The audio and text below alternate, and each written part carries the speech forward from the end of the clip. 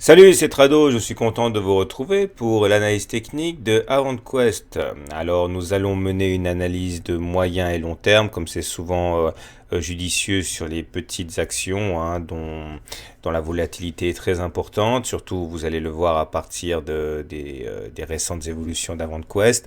Mais je précise dès à présent que je ne suis pas habilité à donner des conseils d'investissement. Donc il ne s'agit que d'une analyse technique et il faut impérativement se baser sur les fondamentaux de la valeur pour décider de l'opportunité qu'il y a à acheter ou à vendre cette action. Alors on va commencer, comme je l'ai dit, par l'analyse hebdomadaire. Et le premier système de suivi de tendance que je vous propose, c'est la fameuse théorie de Weinstein avec la moyenne mobile à 30 semaines. Et on voit effectivement qu'on est en tendance haussière. Voilà, regardez, ça c'est la moyenne mobile à 30 semaines. Vous voyez qu'on est au-dessus, clairement, on est passé au-dessus il y a maintenant plusieurs mois.